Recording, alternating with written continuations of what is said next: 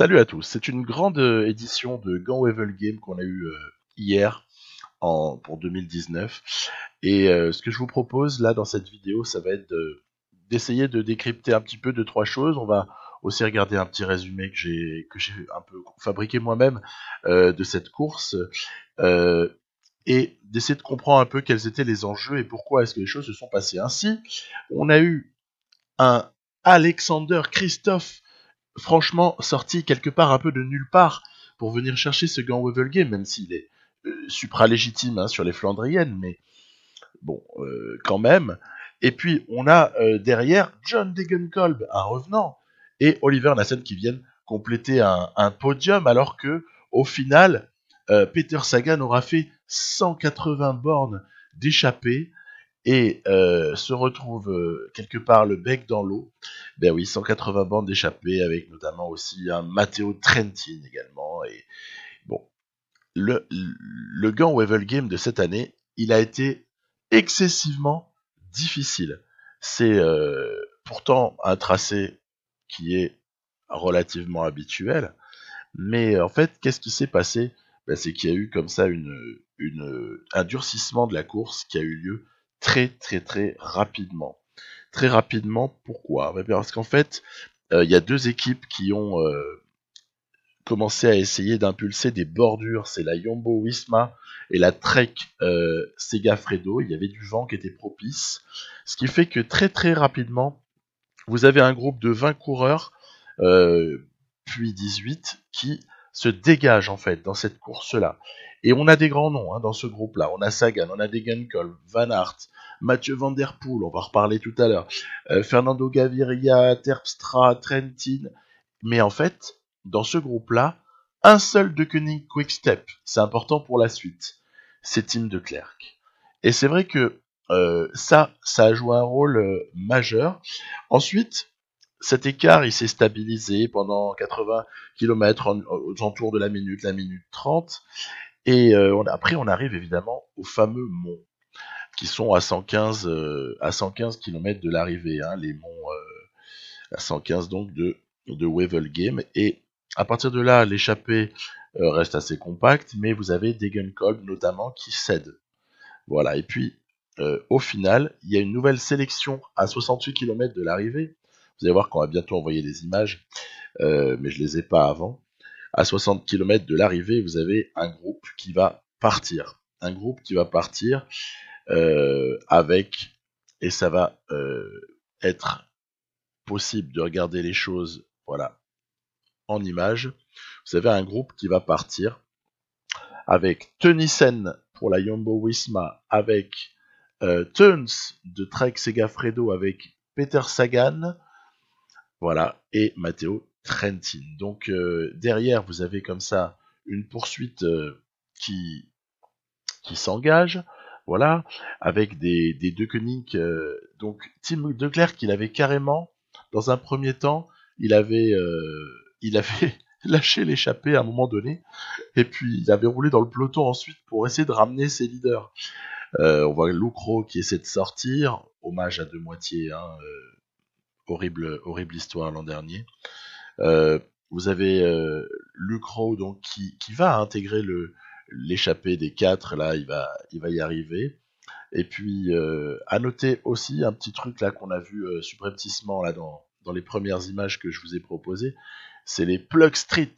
C'est une petite nouveauté récente. Il faut les comparer à des petits chemins type Strade Bianche ou des chemins qu'on a pu aussi avoir, puis avec renfort de polémique sur Paris Tour en 2018. Voilà, c'est un peu à ça qu'on peut les comparer. Alors c'est vrai que sur Gant Wevel Game, c'est pas délirant. C'est pas délirant du tout d'avoir ce type d'ajout. Après, on verra si ça se perdure ou pas. Regardez ça, c'est hyper important. Passage déterminant. Vous avez Christophe, en fait, à la bord des dernières difficultés, vraiment, où il aurait pu être en difficulté, où il aurait pu être vraiment malmené par des gens plus punchers que lui. Christophe, il est super intelligent, on peut dire après coup. Il a réussi à devancer le peloton, Et on se dit à ce moment-là, le mec fait du chasse-patate, il essaye de remonter sur les 5 hommes de devant, oui, parce que Lucro est rentré. Après, derrière, vous avez Mathieu Van Der Poel qui sort avec Wout van Aert, donc on est à la pourchasse de Christophe, hein. Donc il essaie de sortir. Donc les deux ensemble, les deux inséparables du cyclocross. Ça va être repris, vous voyez. Il y aura tout le temps un énorme travail, on le voit à l'écran, de Mohoric. Mohoric, il a été vraiment hyper présent. Et puis on pouvait se dire, ok, Mohoric bosse pour Colbrelli ou nana. En fait, à l'arrivée, Colbrelli, il aura abandonné, quoi. Tellement la course aurait été délicate. Donc, non, Mohoric, il a été il est super fort en ce moment. Vous avez vu Milan-San Remo, il était dans les 10. Je veux dire, c'est lui qui lance le sprint. Bon, Mohoric, gros moteur actuellement, mais donc, que se passe-t-il? Vous avez en fait les 5 hommes de tête qui résistent tant bien que mal. Alexander Christophe va comme ça. Non, il va pas rentrer du tout. Il va pas rentrer, par contre, il va éviter de se faire lâcher là où il aurait pu se faire lâcher. Et il va rester du coup après dans le groupe de poursuivants, ce qu'on peut appeler le peloton, hein, qui est en chasse. Par contre, il y a 3 hommes qui sont sortis. Il y a Stibar qui a réussi à sortir avec Wout van Aert. Et puis après, vous allez voir que ce peloton, il va se recomposer. Voilà, parce que là, il était très très brièvement, il était à 15-20, mais à l'arrivée, il sera plus à une trentaine d'individus dans ce groupe peloton. Et puis alors les quick step, ils font tout ce qu'ils peuvent. Les deux Koenig quick step, ils donnent tout ce qu'ils peuvent. On a du Stibar, du Lampart, on a Gilbert. Et vraiment c'est difficile pour eux. Évidemment, ils jouent la carte Elia Viviani. Elia Viviani, on se souvient que l'année passée, il avait échoué de pas grand chose par rapport à Hyper, mais c'est Peter Sagan qui gagne au sprint et cette entre guillemets défaite de Viviani, même si il était top 3, mais c'était quand même quelque chose de dur à accepter. Et donc c'est vrai que la Quick Step, on sent que la Quick Step s'est vraiment mise à la planche pour Viviani. Ça fait ça commence, on va en reparler un peu après dans l'analyse que je vais faire équipe par équipe. Vu le résultat final, c'est un peu lourd. C'est un peu lourd pour Quick Step. Après, ça avait quelque chose de spécial, ce Gant Wevel Game, c'est que justement, les deux Koenig Quick Step, ils n'ont pas su maîtriser cette course. Ça s'est passé d'une façon peu habituelle ces dernières semaines, puisque ça leur a échappé. On voit dans les derniers kilomètres que donc les 5 hommes de tête ont été repris. À ce moment-là, on se demande qui va sortir. Est-ce que certains vont être malins et vont réussir à s'en aller? On a quand même un gros nombre de Jumbo Visma. Hein. Si seulement Groenewegen n'avait pas été malade, ou si Wout van Aert avait pu peut-être un petit peu mieux disputer le sprint, leurs efforts ont été récompensés. Là, on pense qu'il y a un coup qui part, qui est pas trop mauvais. Puis en fait, c'est repris. En fait, ça va être le même scénario jusqu'à l'arrivée au sprint. Hein. Encore une fois, voilà, vous avez, je crois que là c'est Stuyven qui va partir. Il y a Langeveld, le Education First là. Il y a Bauer également, mais là c'est toujours pareil, ça veut pas. Il y avait eu un petit peu avant une tentative de Terpstra. Il y a tout le monde qui s'est essayé en fait. Hein. Et puis au final, quand ça veut pas, ça veut pas. Et ce qu'on peut se dire, c'est que voilà, donc ça va aller au sprint, on a compris, très bien, ça va revenir, même si là, il y a encore un tout petit doute, s'il y a un mec qui contre, on sait jamais. Non, ça sera pas le cas. Donc, une course qui échappe à la mainmise de la Deceuninck Quick Step, et il y a un truc super important à mentionner, c'est l'abandon assez tôt dans la course de Jacobsen et Richiese. Ça veut dire que tout de suite, il y a eu 2 éléments en moins. Tout de suite. En tout cas, sur les presque 200 derniers bornes, 180 derniers bornes, il y a eu 2 éléments en moins et qui ont sûrement joué un rôle dans le fait que la Deceuninck Quick-Step ne puisse pas maîtriser. Regardez, il y a aussi quelque chose d'important dans ce sprint, c'est ce tassement vers la droite qui fait que certains ont été empêchés de le disputer comme ils l'auraient sûrement rêvé.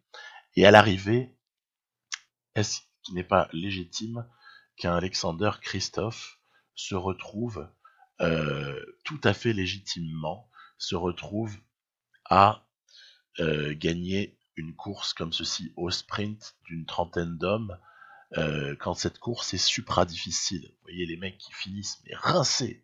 Ils finissent rincés. Christophe, il a été malin, il a devancé le groupe, on va dire le groupe de poursuivants.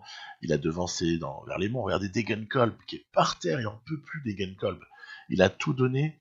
C'est pas mal, hein, deuxième déjà. Hein. Franchement, c'est beau, hein, c'est beau de voir Degenkolb qui revient comme ça quand même faire un résultat. Regardez Stibar sur la toute fin, il a un peu lâché, il avait compris que il y avait plus grand chose dans les pattes, malheureusement pour lui. Alors, ce qu'on peut regarder, c'est que dans le top 10, là, vous avez des choses intéressantes. Vous avez notamment Mathieu Van Der Poel. Alors Mathieu Van Der Poel, c'est intéressant parce que en fait, Mathieu Van Der Poel, il a prouvé qu'il avait très certainement un énorme potentiel pour ces courses-là. Il semblerait toutefois qu'il ait légèrement manqué d'expérience pour gagner ce type de sprint. Voilà. Ce que par exemple Christophe ou Degenkolb, voire Nassen, eux ont beaucoup plus en magasin, si j'ose dire. Il faut quand même noter que un homme qui va vite chez la Jumbo-Visma, c'est Van Poppel. À l'arrivée, c'est pas mal le top 5 quelque part. Adrien Petit, bravo pour Direct Energy, c'est quand même une jolie perf d'aller faire 6 à Gand-Wevelgem, surtout sur cette course excessivement difficile. Et puis derrière Trentin, il peut pas faire mieux que 7, il était membre de l'échappée, qu'est-ce que vous voulez. C'était fatal que les efforts se payent, 180 bandes d'échappée, ça a un coût, bien sûr. Zelig, le sprinter de la Bora, en gros, derrière on a Debus qui n'est pas le plus lent de l'histoire, c'est quelqu'un d'assez rapide.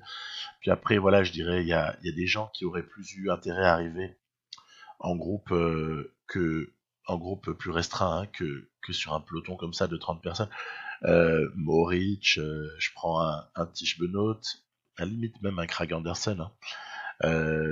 Bravo à Anthony Turgis, qui est là et bien là. Stefan Kung n'a pas réussi, à un moment donné, ça part avec Pedersen, et puis au final, ils se font très très vite reprendre parce que les gens se méfient de Pedersen, Kung qui partent. Vous m'étonnez, c'est légèrement inquiétant. Après, oui, après voilà, toujours au rayon des gens qui auraient aimé sûrement un groupe plus restreint, Stuyven, Le Gros, ok. Et puis, on arrive quand même sur 3 noms qui interpellent: Viviani, Van Avermaet, Gaviria. Eh bien là, on était, pour Viviani et Gaviria, dans le manque de jambes, tout simplement, pour aller sprinter, parce que la course a été excessivement difficile. Et pour Van Avermaet, je me demande si, à un certain niveau, il n'a pas été un peu victime de, vous savez, ce tassement vers la droite là qu'on a à un certain moment, voilà. Philippe Gilbert, rien à dire. Terpstra, rien à dire. On l'attend pas sur un sprint, voilà. C'est pareil pour tous ceux qui viennent compléter, y compris les gens qui arrivent à 7, 8, 11, 13 secondes. Sagan, le pauvre, plus rien. Ok, on a bien compris ce qui s'est passé. C'est que regardez le Edward Tuns qui était dans l'échappée, le pauvre, après il a lâché, quoi, il a fini par lâcher, parce que ça roulait encore hyper rapidement. Et puis après vous avez les courageux. Les courageux, c'est les mecs, Laporte, vous avez je sais pas, on peut nommer tout le monde bien évidemment, mais Bossenhagen, voilà, parmi des gens qui ont à la limite un pédigré qui pourrait leur faire prétendre, Dillier, on a comme ça Arnaud Desmar, qui se sont fait piéger, quoi, au moment où ça a cassé assez rapidement dans la course, c'est ce que je lui disais au départ. Gianni Moscon, pour Yves Lampart, je pense qu'il a terminé vraiment tranquillou, quoi, parce que il y a d'autres échéances, bien sûr.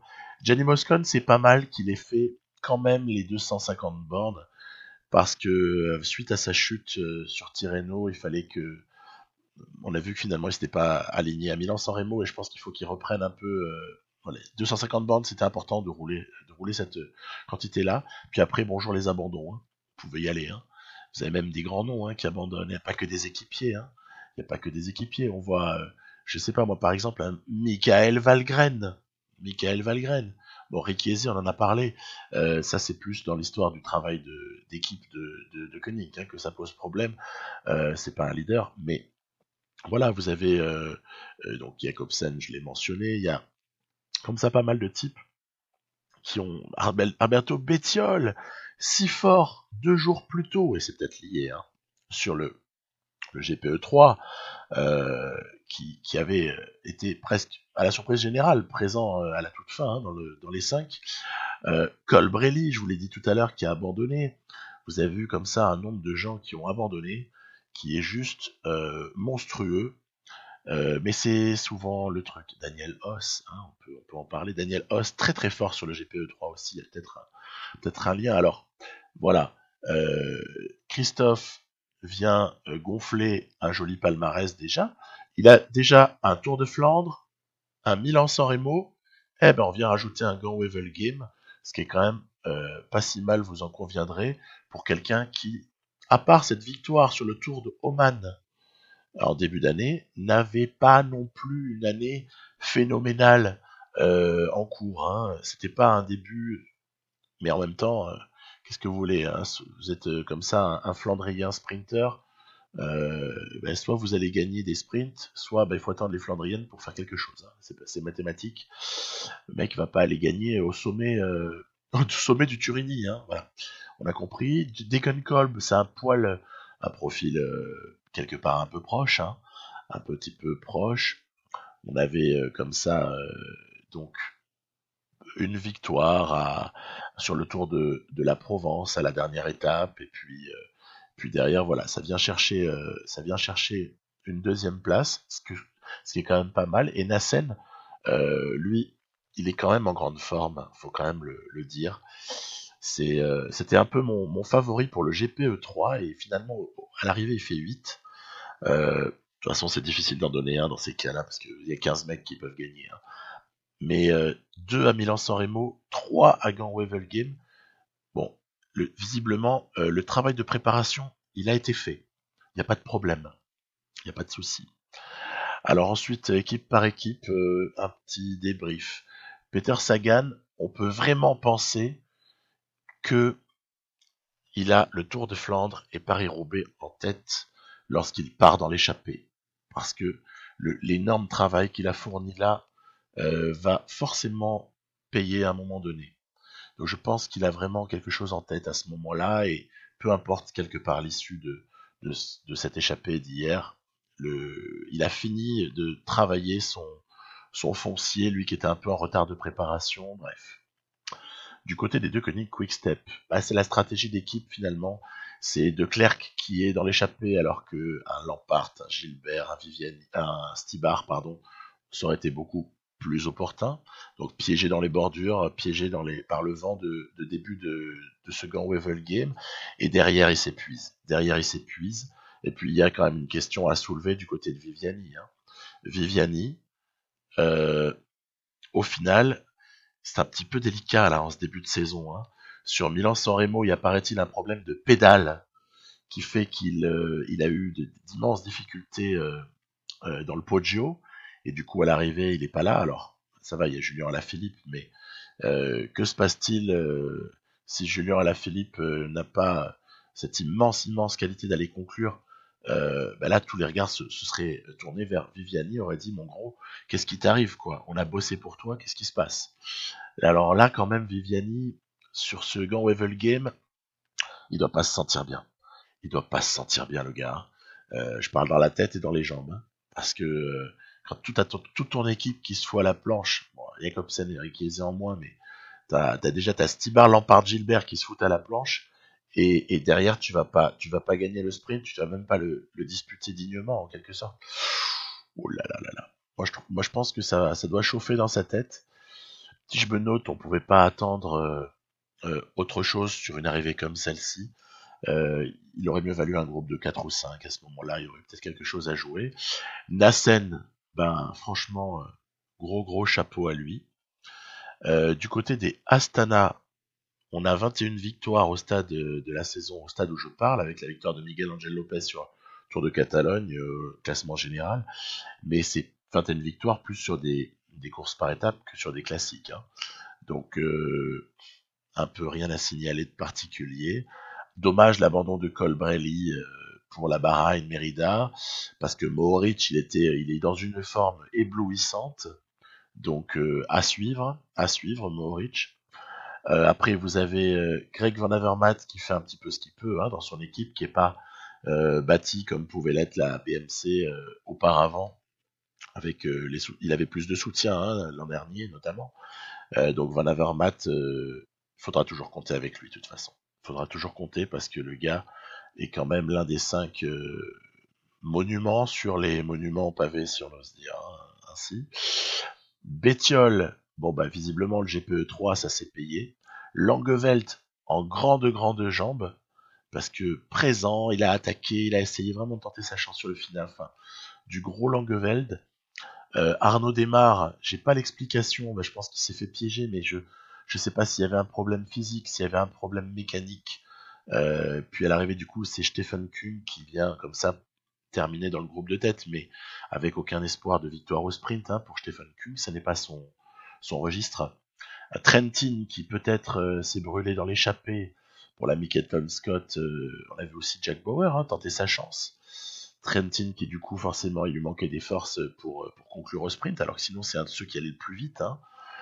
Et puis évidemment du côté de la Movistar, on va passer à autre chose parce qu'ils étaient vraiment pas compétitifs hier.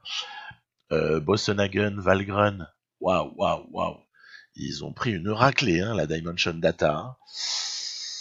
C'est pas encore le moment où ils sont en forme, on va dire au minimum. Voilà. Par contre, il y en a un qui est dans une forme somptueuse, c'est Wout van Aert. Alors là, attention au Tour de Flandre, parce qu'on voit que sur les monts pavés, c'est un de ceux qui passe le mieux. En fait, Wout van Aert, il est somptueux. Donc attention. Après, on a vu qu'au Tour, c'était pas vilain non plus, que ce soit par exemple Tenissen, qui a été échappé, ou même et Janssen qui vient se montrer sur la toute fin, là, qui est pas loin, le coup est pas loin de fonctionner. Von Poppel fait 5. Du côté de la Katusha, on est un peu limité, du coup tout repose sur 2 bus heureux et il fait 10, mais est-ce qu'on pouvait vraiment espérer mieux? Du côté de la Sky, au final, il aura manqué d'hommes dans le final, il aurait manqué un Stannard, même un Lawless, pourquoi pas, un Gianni Moscon, mais là, ça peut s'expliquer par sa forme qui a été un poil retardée. On verra, mais c'est pas de toute façon Sky qu'on attend réellement sur les classiques, même si on a déjà vu qu'ils en ont gagné par le passé. Du côté de la Sunweb, pas des masses de trucs à signaler, il y a des abandons, pas mal, enfin bref, c'était pas leur course. Du côté de la Trek Segafredo, en revanche, on a vu Degenkolb, et de quelle manière? On a vu Pedersen, qui a attaqué plusieurs fois, qui était bel et bien là, Jesper Stuyven également, et puis Tuns, il a fait 180 bornes d'échappée. Donc le moins qu'on puisse dire, c'est qu'ils ont fait la course, Trek Segafredo, et puis qu'ils ont l'air d'être plutôt en jambes, tous là. Intéressant donc. En espérant que Tuns puisse revenir à son niveau d'il y a 2 ans, avant cette chute horrible. Ensuite, du côté de la UAE Team Emirates, c'est la course parfaite.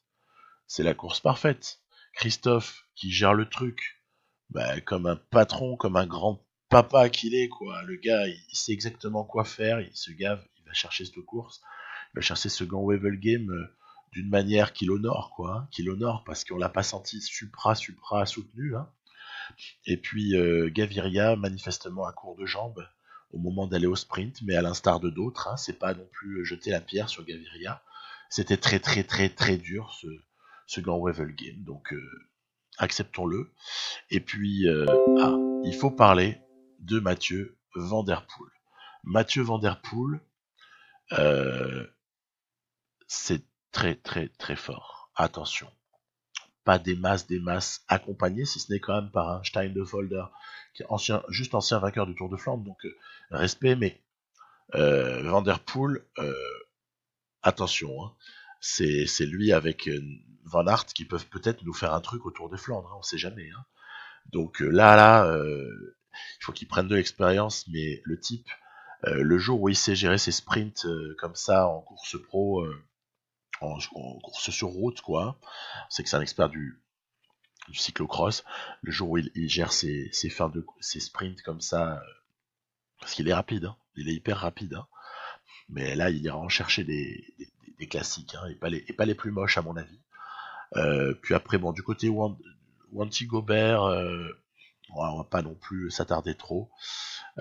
Sport Flanderen, il y a pas non plus des masses à signaler. Wallonie, Bruxelles. En fait, ces équipes invitées là, si on met de côté la Direct Energy dont je vais parler juste après, mais ces équipes invitées, on leur a presque volé la vedette de l'échappée de début de course, parce qu'en fait, ce sont des très gros qui sont partis direct, quoi.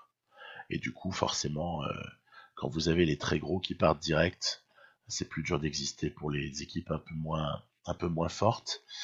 Un mot sur la Direct Energy avec Niki Terpstra, quand même pas le dernier des derniers. Hein.